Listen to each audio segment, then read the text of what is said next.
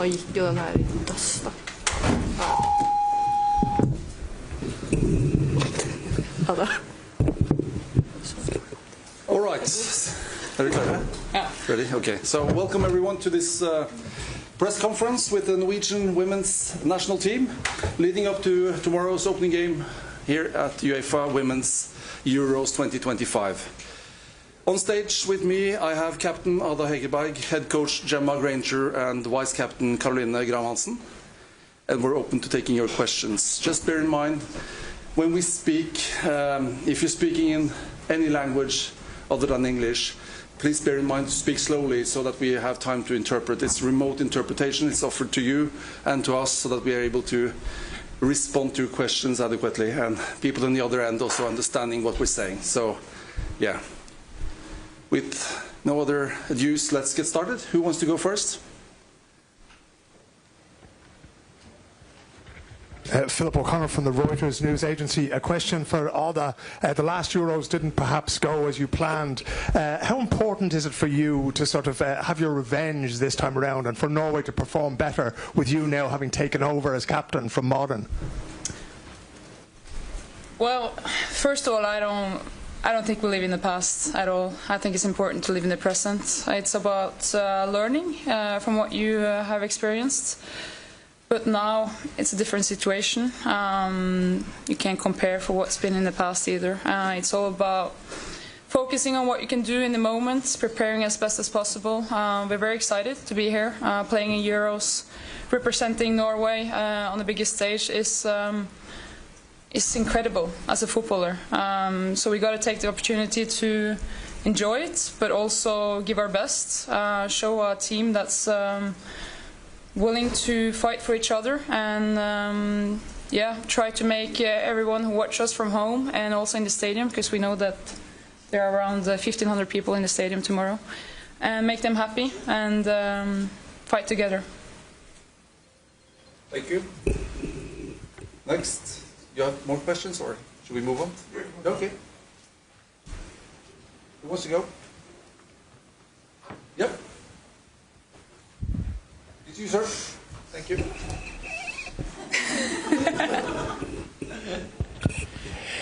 Hello, Wojciech Nowakowski from Sport Poznań. I hope you will have tomorrow easier decisions, coach, than me which mic to pick. My question is to Ada, because you are here because the women's football has changed. I mean, your past is known that you've resigned from playing in the national team. Now you're the captain. It means it's changed a lot. When you look at it, traveling with Rome and with the national team, where do you think in the Europe or in the world the women's football changed most? It's a good question, sir. Dzień dobry. And I think I speak on behalf of everyone here in this row when I say that the development has been incredible throughout my whole career. Carol can speak for herself as well later, but since we started out young girls, going into this world of football, the professionalism, obviously there are stigmas today as well. You continuously have to perform at a high level in order to kind of like let people know that the demands you should have in order to be at your best. But the interest, the way people look at women who wants to achieve something in football, I mean, it's been a crazy ride, I'm going to be honest. There's so much to do still. That's why we always have to focus on trying to be the best versions of ourselves, to keep pushing. And I think, yeah, being a women's footballer today, it's a cliche, but it's the truth. You play for much more than winning. You play for a whole next generation. And as much as it can be tiring, it's also a big role and a task for us. And it should inspire us to yeah, be at our best at all times. Thank you. Thank you. All right. Next. All right, front row. Hello, Lucas Werther from Swiss newspaper Blick. Question to Caroline. How do you look at this game tomorrow, if you compare it to the previous two games, is there some aspects that are similar, or is it completely a new game for you? Hello. I think it will be a new game. Obviously, it's not so often you play two teams at such a closed space of time, but I think it's going to be a very different game tomorrow. For many reasons. For one, it's a Euro opener. It's always a special moment. You play the host. It's going to be a full stadium of Swiss people. So we know that we have to be at our best, focus on what we can do to perform at our best, and yeah, give it our best to enjoy the moment. It's going to be a fun game. From your perspective, will it be the most difficult game of these three because of the crowd here in Switzerland? Let's see. I always believe that each game lives its own life, and I haven't thought that far of the other games. So for now, it's just focus on trying to beat Switzerland tomorrow and enjoy the moment. This is the Euros, and this is where you want to be. Thank you. Next. Question for all of you. Tomorrow is the opening match. You are playing the opening match, but it is another match that is playing before you. What do you think about that setup? Yeah, I can take that for now. Of course, you know, at the championships, we'll have our full focus on our game tomorrow. We're obviously aware of the other game, and we'll scout that game appropriately, but for us it's all about this game. The focus, we're here, you know, like Arda and Caro have said, we're first game in the European Championships. We don't look any further than that, and that includes the other games, so we're ready for the game. The preparation, the final preparations are in place. We're very excited to be here, and we're very excited to play in front of the fans in this stadium tomorrow. One more. Also wanted to ask you, Gemma, about the Swiss team. There have been a lot of injuries coming in the past days from that team. How does that affect your game plan and the way you plan for the match? Yeah, not too much. Our focus is on ourselves. You know, they're the standards we have. That's the mentality that we have. Because that's what we can control. You know, throughout this tournament there'll be many different things that change, but for us we'll stay focused on our team, what we deliver, because at the end of the game that's what we will hold ourselves accountable to. We can adapt. We've had to do it many times. You know, Caro spoke about we've played Switzerland twice, and that's been great, but this game is a European Championship opening game. We expect the game to be different, but what we do expect from ourselves is that we're ready to deliver. We're very happy to deliver at this level, and happy to be here. Thank you.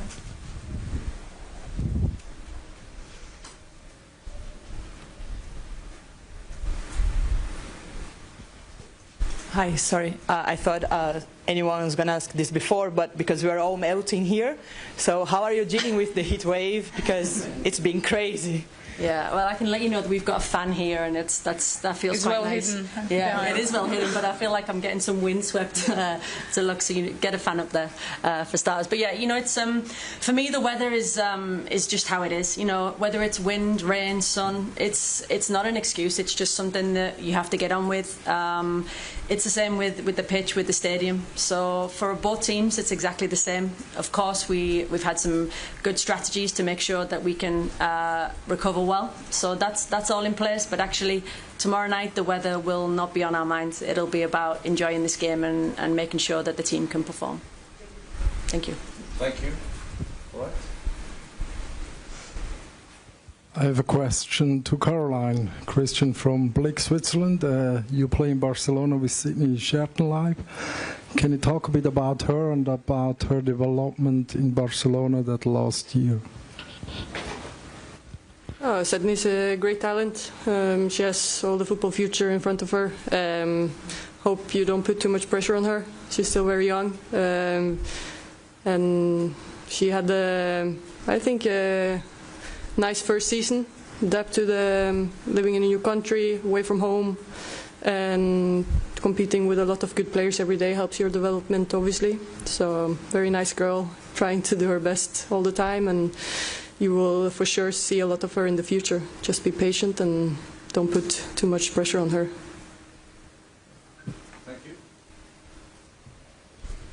Hi, Jonna Taveer from NOS Sports from the Netherlands. So mental well-being is, well, an important topic also in women's football. So I was wondering, actually, maybe it's a question for all three of you, but maybe for you first, because you are known for, well, for investing in communication and sending app messages to the players. I just want to know how you as a team try to keep healthy and fit mentally, because that might be the 1% that can turn the game into your advantage, right? Yeah, of course. And you know, when we talk about footballers, people, it's people first, and it's always that way. So for us, the mental well-being of the team is the number one on the list. How people are, how we can help people to be at their best, and it is seeing them as that person first and foremost. You know, you mentioned about communication. For me personally, communication is the most important thing. To ask somebody how they are and then listen to the answer and be able to support them in the best way is absolutely the philosophy that I believe in life. So for me, it's at the top of the list. You know, there are so many expectations. The women's game is changing at such a pace. So if we were sat here at the last championships having this conversation, you know, it's changing so much. So we have to put a high level of support and focus in this area because the expectation keeps getting higher and higher. So for me, the support needs to match that and of course go above it as well. Yeah, so maybe follow-up question for you as a captain, Ada. Could you give us just a glimpse in how the team is mentally preparing? And it would be nice if you could share a bit of something that we all would know, how you make fun, or because you mentioned having fun is very important, enjoying. So how do you do that off-grid? I think it's important in a group to create as much trust as possible between the players, between the staff, in order to have a healthy environment where people feel like they can be themselves 100%. I mean, sports is a tough thing.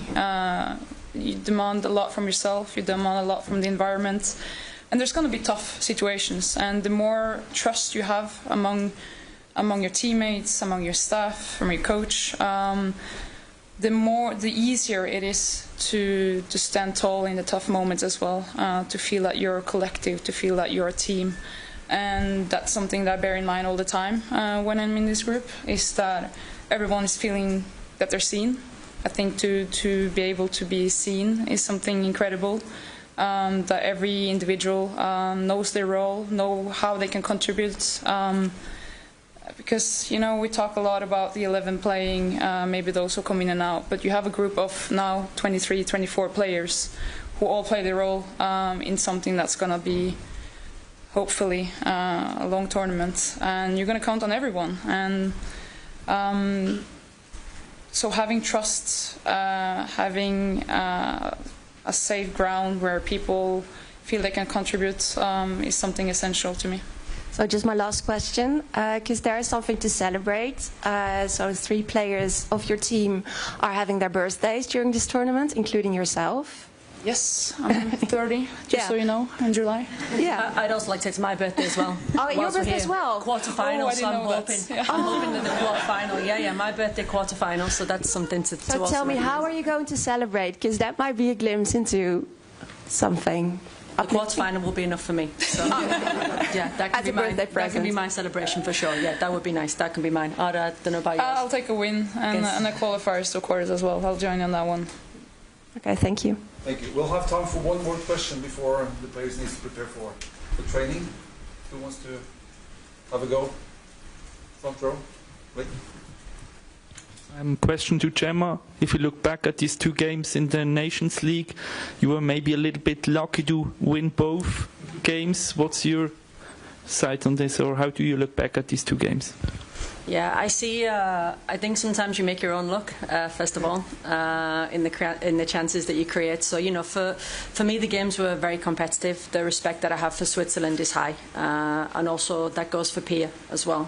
The coaching team, the team. It comes from a place of high respect, like you said. the games were tight games. The game tomorrow will be obviously the third time in a short period of time. And yes, we did win the first 2 games, but we very much focus on tomorrow as a single game and how we can be at our best. The preparation has been slightly different, and Caro mentioned before, it's a little bit unusual that you can play so close competitively as well.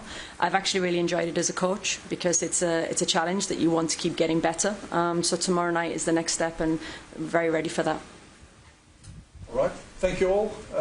We'll prepare for some training, and then we'll see you tomorrow. Thank you so much. Thank you.